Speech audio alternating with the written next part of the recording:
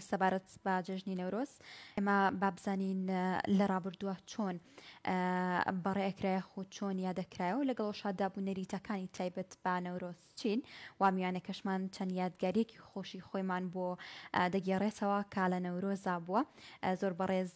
نووسەر عادل عومەر میوانمانە مامۆستا سڵاو لێبێ و بیانیت باش باش نەورۆزتان خۆش بێ جەژنتان هەموو کاتێ پیرۆز بێ هەموو ڕۆژێکتان هەر جەژن و نەورۆز بێ بەخێر بێ مامۆستا بیانیت باش سەری ساڵی کوردیت پیرۆز بێ نەورۆزت پیرۆز بێ ڕاپەڕێن پیرۆز بێ لە هەمووتان لە هەموو کوردستان لە هەموو کوردێکی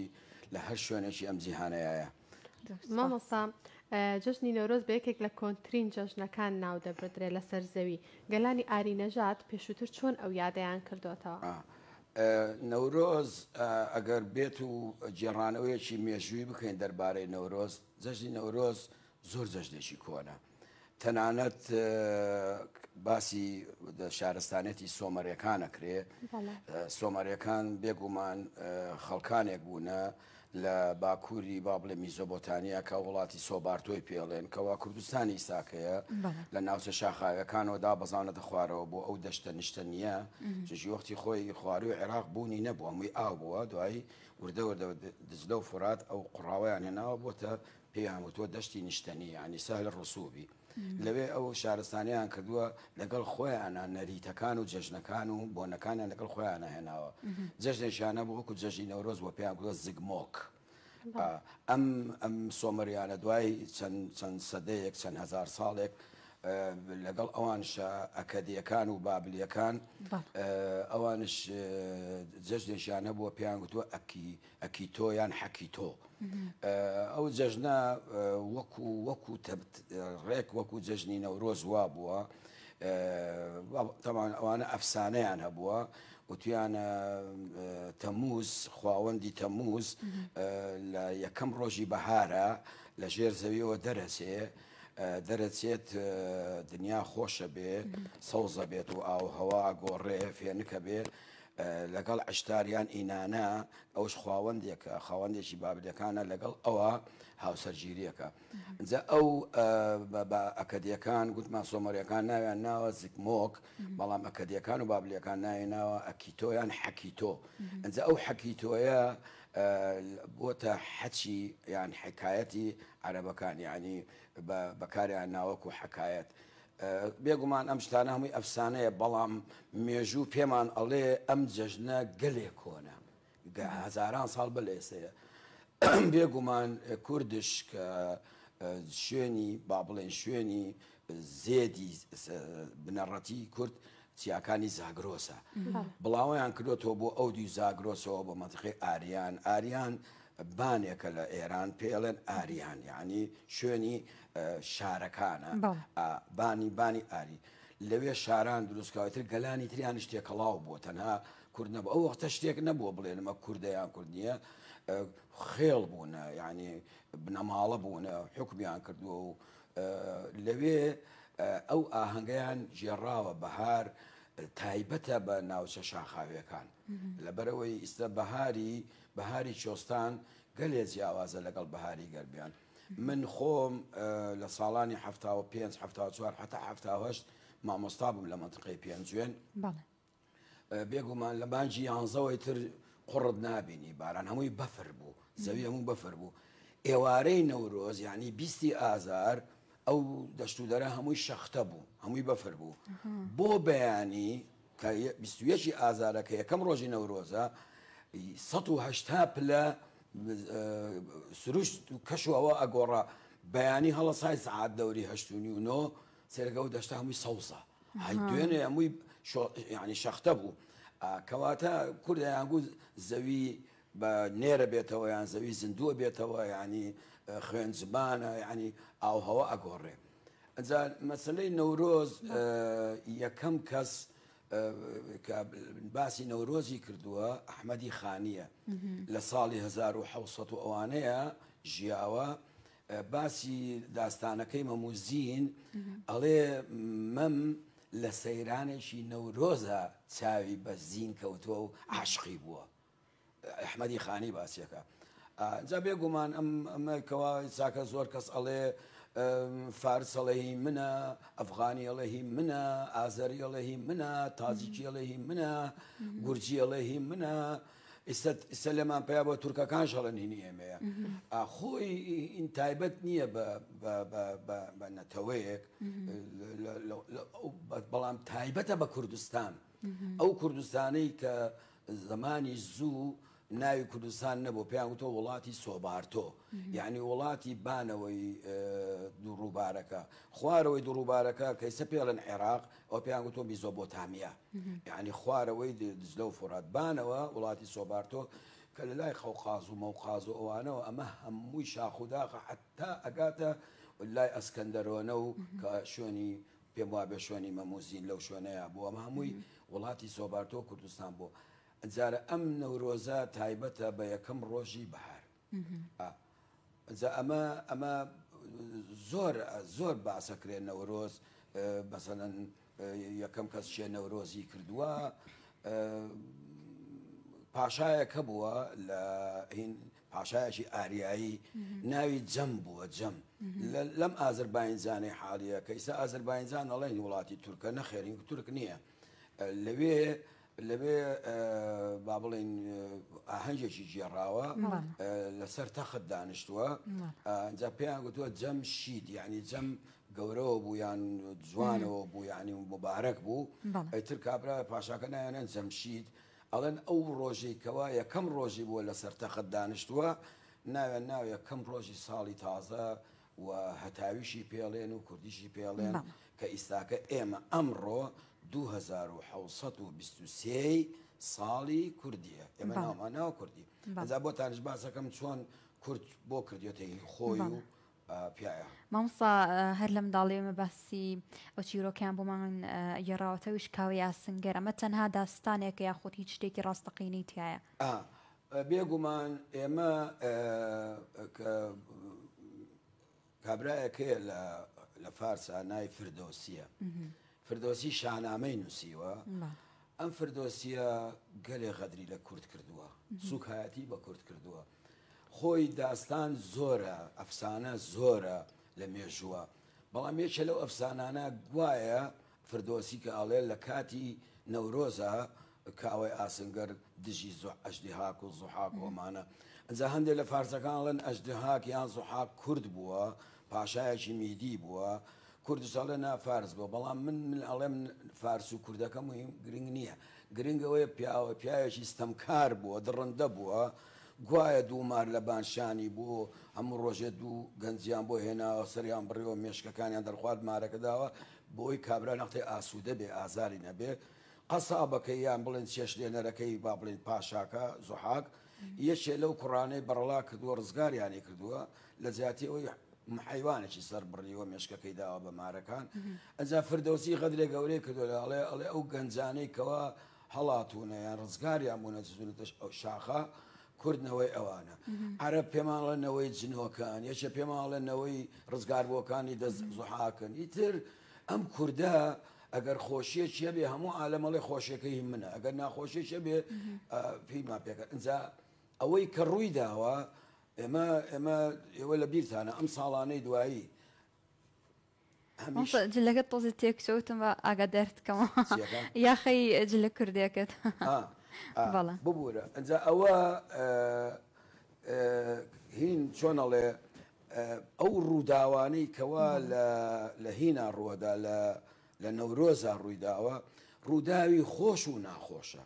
هەندێک ڕووداوی خۆش ڕوویداوە، هەندێک ڕووداوی ناخۆش. بێگومان خۆشترین وەرز بەهارە، یەکەم مانجی بەهارش نەورۆزە. تەمان نەورۆز یەک ڕۆژێ نییە، ساڵی کوردی 12 مانگە،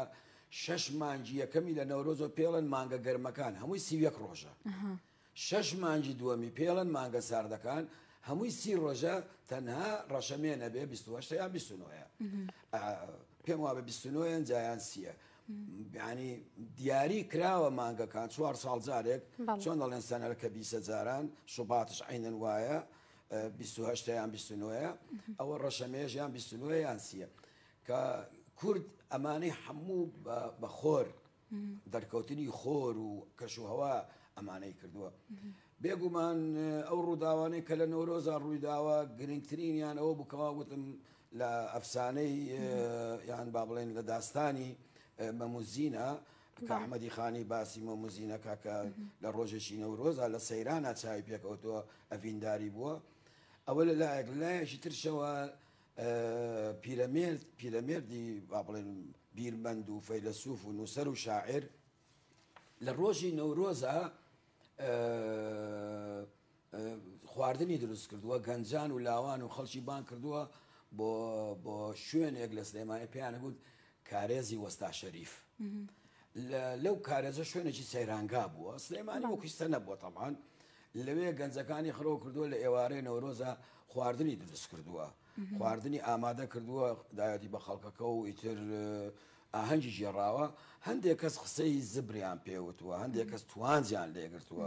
هەندێک کەس گاڵتەیان پێکردووە بەڵام ئەو لەوێ شعرێکی وتووە وتێتی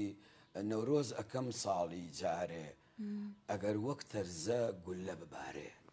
ئەمە پیرەمێردویە بێگومان ئێمەش ئەوەی کەوا لێنانە ئەوەی کردووە دوایی سرودی ئەم ڕۆژی ساڵی تازای نەورۆزاتەوە ئەوەش هەیە سە بۆتان باسەکەم لەبەر ئەو کارەشی بووە کە پیرەمێرد بە زیندووکەرەوەی نەورۆز ناسێنراوە نەک بە زیندووکەرەوە پیرەمێرد بەرجێکی گیانێکی نەتەوەیی کوردی بەخشیە نەورۆز هەر هەبووە نەورۆز وەکو وتم پێتان لە زمانی عەباسیەکانە نەورۆزە بۆ پێیان گوتووە نیرۆز چەند شاعیر وەکو بوحتری وەکو شەریف ڕزی شعریان هەیە باسی نەورۆزەکە لە ناو شعرەکان ئەڵێ نەورۆز یان ئەڵێ نیرۆز تەنانەت عومەری خەیام کە بیستانە شاعیر عومەری خەیام تەمانەوە با بڵێن زانا بووە و بە زانایەکەی بە ناوبانج دەرنەکردووە بە سوارینەکانی ناوبانج دەرکردووە ڕۆژێ لە سەدەی شەشەمی کۆچیە یەکێ لە با بڵێن خەلیفەکانی عەباسیان هەرێ بە دوایە ئەڵێ شتێکمان بۆ دروست بکە بۆ گەردون ناسی یعنی فەلەکی شتێک دەربارەی ئەوە خۆی کابرا زۆر زانا بۆ فەلەک ناز بووە کیمیاگەر بووە لە بواری بیرکاری و ئەمانەیە هەڵەسێ کتابێک ئامادەکە ڕێشیەخە ناوێنێ نەورۆزنامە هەر بەم ناوە نەورۆزنامە کتێبەکە یعنی ئەم وشەی نەورۆزە زمانە پیان وتووە نیرۆز تەنانەت لە دەوڵەتی فاتمیەکانە لە مصر جەژنێکیان هەبووە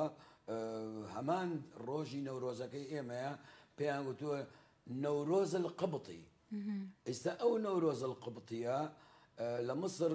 هەمان ڕۆژی جەژنی نەورۆز ئاهەنگێکە ژێڕن پێڵێن شەم من نەسیم مەشهورە ئەوە لەلایە ترشەوە کە ناراویەکانی کشوەری با بڵێن ئەفریقیا لە بەحر ئەحمەرەوە خوارەوە بڵێن مەزیق بابل مەندەم و بۆ خوارەوە لەوێ ئەو خەڵکەی لەوێ ئەو ناو نیشتیمانیانەی کە لەوێن زۆری خەریکی جوتیارن و یان ڕاوکەری ماسین ڕاوکەری ئاژەڵۆمانن ئەو ڕۆژی بەهارە بۆیان دەرکەوتووە کە کەشەوە گۆڕێ ناوە نوروزی یعنی ئەو ڕۆژە یعنی هەر وشەکەیە جاگەر باسی وشەکەش بکەین بەرنامەکەتان باسی ناکەم نەورۆزە لە چێواتوە پرسیارەکەی جەنابەت ئەمە ساڵح دیلان گۆرانی بێژ و با بڵێن شاعر و ئاوازدانەر بووە ڕۆژێکە چێ بۆ لای پیرەمێردی شاعر لە لای بەرگدووریەکە بێ بەرگدرو دائما لای بەرگدورەکان شاعر و گۆرانی بێژەکان دائنشن لەلایەن ئەڵێ بە پیرەمێرد ئەڵێ شعرێکم بۆ بنووسە لەسەر نەورۆز ئەوش پارچەمە قەبایە دێنێ و دەخەیە نەورۆزە نووسێ ئەم ڕۆژی ساڵی تازەیە نەورۆزە هاتەوە کە ئەنووسێ لە بان مەقەبایەکە سەوەرەخی دەست ناکەوێت یەکسەر حەمە ساڵح دیلان ئەچێ ئەیکا بەم گۆرانی کەوایستا بەناو حەسەن زیرەکەەوە مەشروقی خۆی حەمە ساڵح دیلان مامۆستا هەروکە زانین کە ئاگرەکرێتەوە ڕۆژێک بەر لە نەورۆز یاخود لە 20 مانگا لە ئێوارەکەی ئاگرەکرێتەوە ئەمە بۆچی و هەر لێک هەندێک پێویستیەکە خودی بەسێتەوە لایەنی ئاینی و ئاگرپەرستی و بابەتانە ئەمە تاکو چەند خۆی جەژنی نەورۆز جەژنێکی ئاینی نییە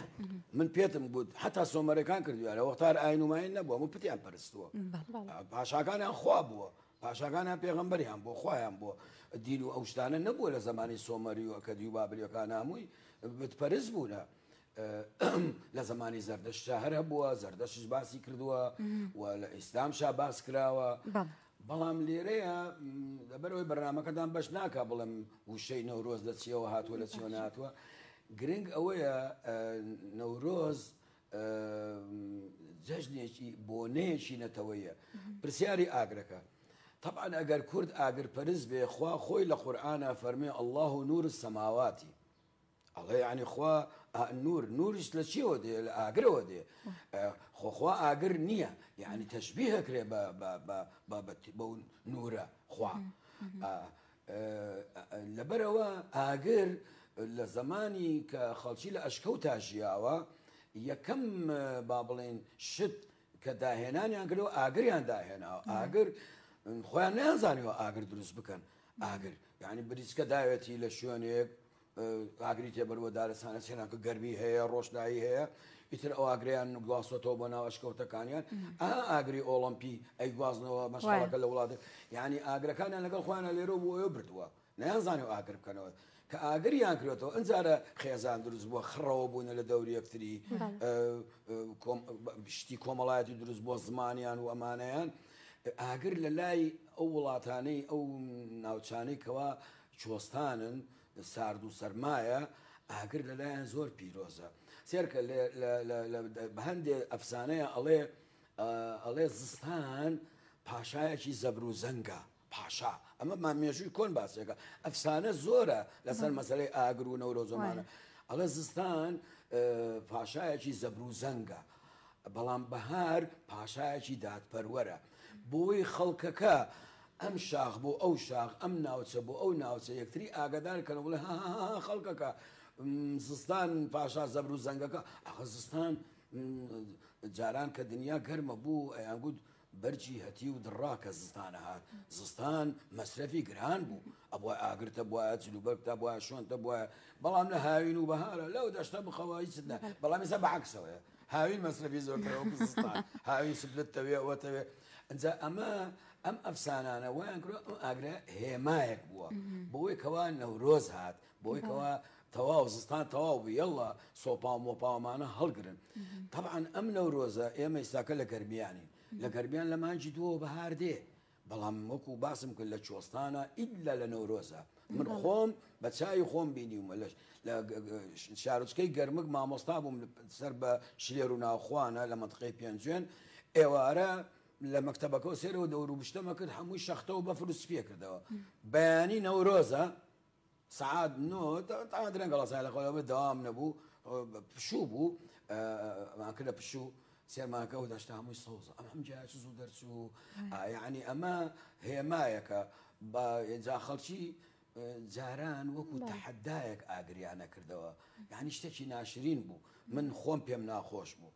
ئێمە مناڵ بووین مناڵ نەبووین یعنی مێرد مناڵ و گەنج بووین هەرزەکار بوون بە پاسی لە ڕۆژین بۆ قەرانزیر بۆ تازە خوڕمات و بۆ دووبس بۆ لای منطقەی شوان و ناواچین بۆ دەشتا 12 برادر بە پاسی لە ڕۆژین خواردنمانە برد یان بە ماتۆرە ڕۆیشتین ماتۆری کرێمانە گرت کە ئێوارە هاتینەوە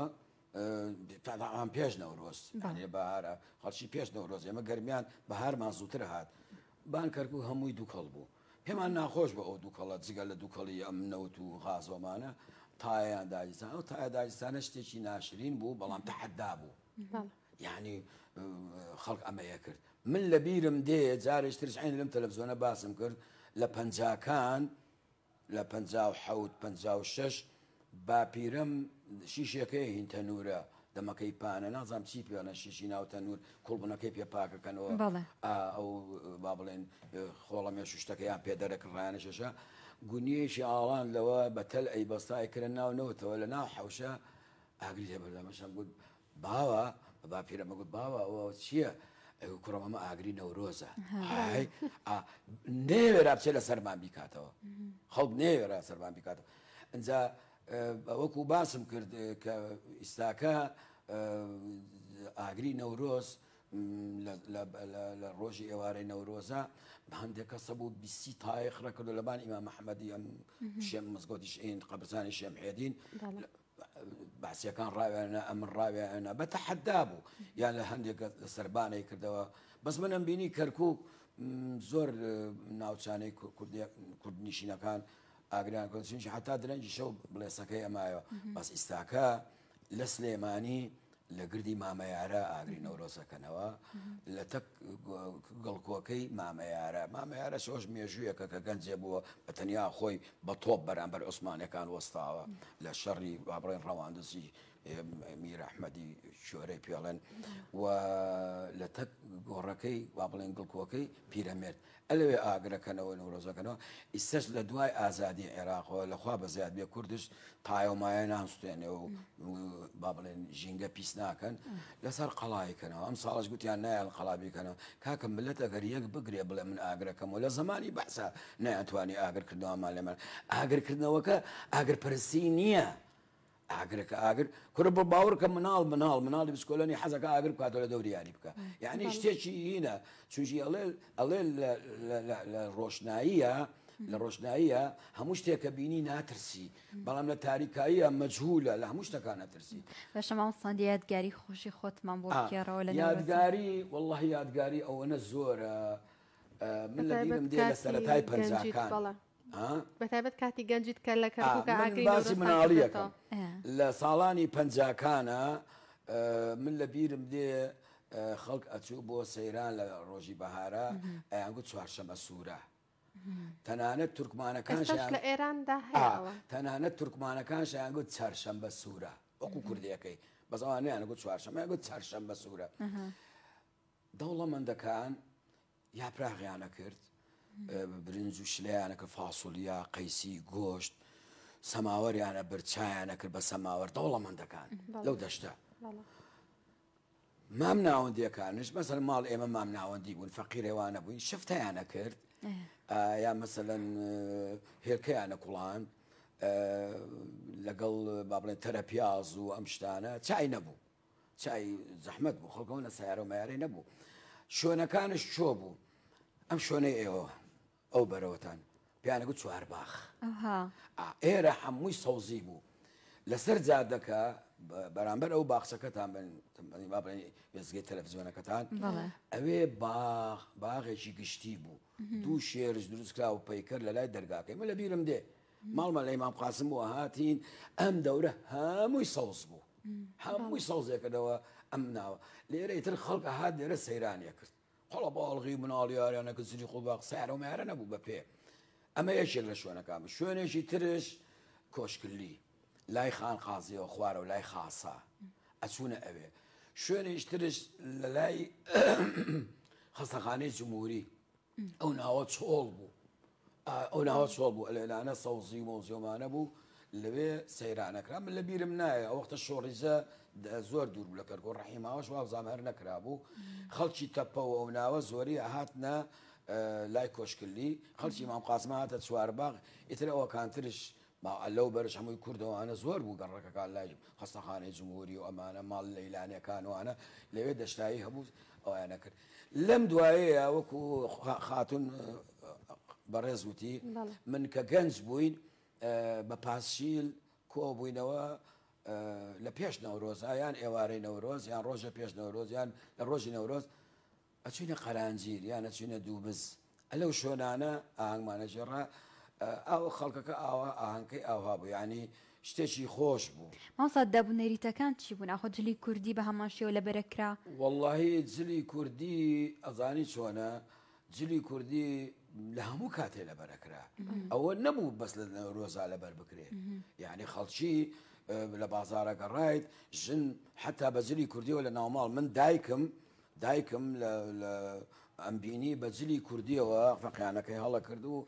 ئاشیە کرد و قابێ ششت و بەجلی کوردیەوە ژن لە ماڵەوەمی بەجلی کوردیەوە بوو مامۆستا ئەم سەیرانکردنە لە چیەوە هاتە نەورۆزە لە بەرەوەی کە سروشت گۆڕانکاری بەسەر بێ سەیران ئەزای چی بوو خەڵکی ئەو سێ چوار مانگە با بڵێن لە زستانە هەمووی لە ماڵەوە بوون و کەڕووە بوون پێ ناخۆش بوو جانان وەکو ساکە نەبوو پەنجەرە و مەنجەرە زۆر کەم بوو خەڵکی لە ماڵە بوو بێزارە بوو کە ئەیانگوت هینێکە بوو وتەیەکە بوو ئەیانگوت لە پایزانە زوو لە سەربان وەرە خوارەوە خەڵکە سەربانە خەوت لە زستانانشە لە بەهارانشە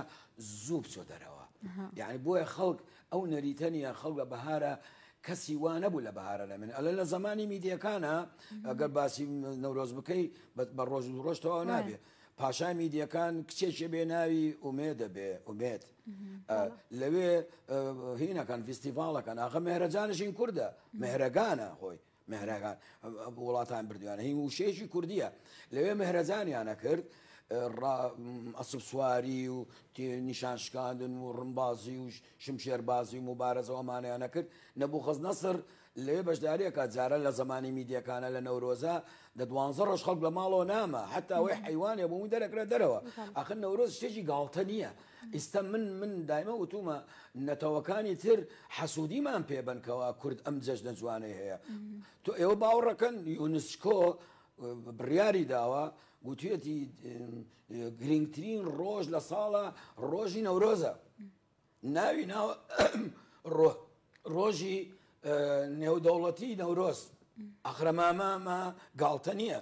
بۆیە ئێستا فارسەڵەی منە ببورن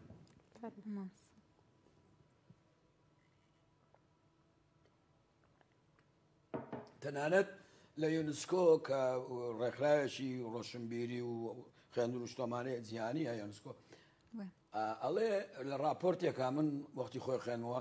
ئەڵێ لە ڕۆژی نەورۆزە 300 ملیۆن مرۆڤ لە دنیاە ئەو جەژناکەن 300 ملیۆن یعنی من وەکو باسم کرد تەنانەت ئێستا ئێمە لە بیرماندی ئێمە قوتابی بووین طبعا وەختە اعترافیان ناکرد بە نەورۆز پێیانە گوت عید الشەجەرە لە بیرم چۆش بڵێم خەڵکی لای تەپەوەمانە زۆری ئەچون بۆ دوو حەد باخچە هەبوو ئیسەژماوە پێیانە ئوم ڕەبیعین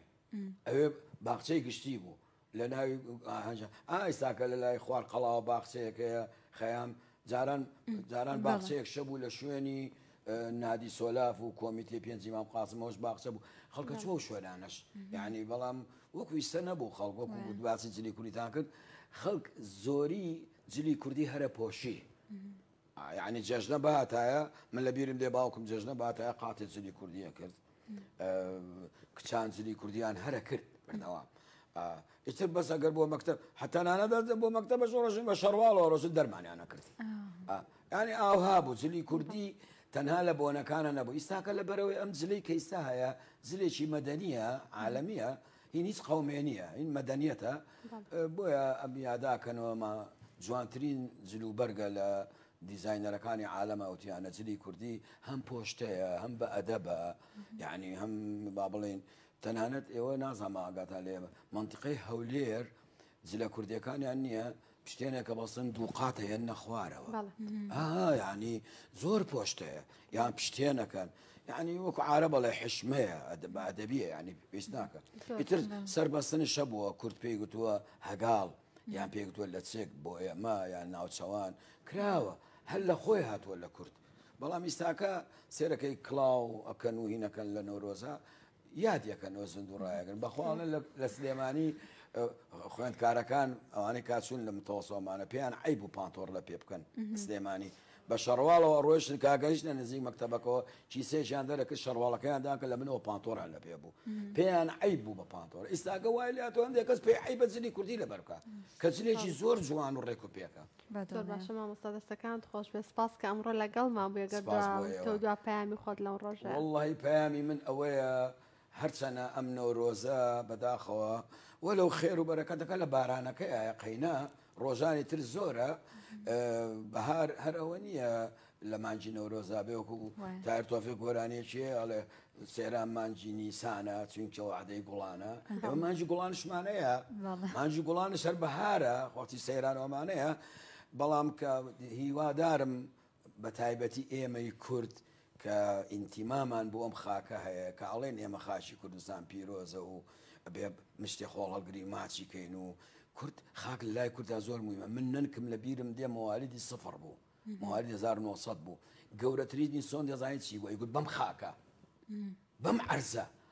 عەرز زۆر پیرۆزە ئێکاکە لای کورد پیرۆزە تۆچی بۆ سەیران یە پاشە ڕۆکەکەت فڕێمەدە لەو ناوە بەچێ بێڵێتیشی خەڵکی تر دێ یان ساڵی داهات و خۆت دێ یان هەفتەیەشتر خۆت یان هیوادارم خەڵک ئەو ژینگە پارێزی بکات و ئەو جوانیە هەبێت خەڵکی نەختێت دڵی فراوان بێت دنیا ئەوە ناهێنێکەوە عبوس بیت و ڕقل لە سروشت بێت و سروشت خۆشە سەوزی خۆشە بەداخۆی مە سەوزیمان کەمە جاران ئەم کەرکووگە لە 170 باغ و باخچە بوو هەمووی سەوزێ کردەوە خۆشترین خەوتنی شەوانی هاوین لە سەربان هەمووی هەوایەکی پاک ئیساکە بەداخەوە سەوزی نییە هیچ نییە ئەو سەوزێکە هەیە لە دەشتا هین سروشتە تۆ بۆچی هەمووی دەوێرانەکەیت و هەمووی ئاگر ئەەکەیتەوە ناو سروشتا و پیسیەکەی ئەوە پەیامی من ئەوەیەکەوە خەڵکی ئەگەر لە ڕۆژانی ترا یەکتریان عاجز کردووە بچن یەکتری ئاشتکەنەوە جەژنە بەڵام جەژنێکی ئاینی نییە بۆنەیەکی نەتەوەیە بۆنەیەکی بەهاریە و سروشتە ئیتر گاڵتە بە سروشتش ناکرێ بەخوا تۆ 1000 ڕێگری لێ بکەی ئێمە هەر ئاگرمان خۆشە ئاگر ڕووناچیە ئاگر نەپەرستراوە ئێوە ئەگاتان لێ لە هندستان ملیارێ بەشەرن مانگا ئاپەرستن خۆی ماگر ناپەرستن ئەوە هێمایەکە ئەو مانگای لە گاڵتە بە ئێمە ئاگر پەرست نەبووینە ئێمە خوامان پەرستووە ئێمە سروشتمان لا جوان بووە هەموو جوانەی لە چۆستانشن ئاگر زۆر زۆر پێویستە بۆ شەو بۆ ڕۆژش بەدڵنیایەوە دەست خۆشەوە سپاس بۆ ئامادەبوون سپاس بۆ ئێوە هیوادارم هەموو ڕۆژێکتان هەروە گەشاوە بن و هەروە دڵخۆش بوون و هەموو ساڵێک ئیشەڵڵا هەموو هیواکانتان بێتە دی نەورۆز لە هەموو گەلی کورد پیرۆز دەستەکان خۆش سپاس بەڵێ خۆشەویستان گەیشتی ناکۆتایی پرۆگرامی ئەمڕۆی بەیانی باش بۆ مێدەم بڕگەوا بچەکانتان بەدڵ بێت ئەگەر تۆ شتێکت ماوە دووبارە نەورۆزتان پیرۆز بێ سەر ساڵی کوردیتان پیرۆز بێ خواتان لەگەڵ خواتان لەگەڵ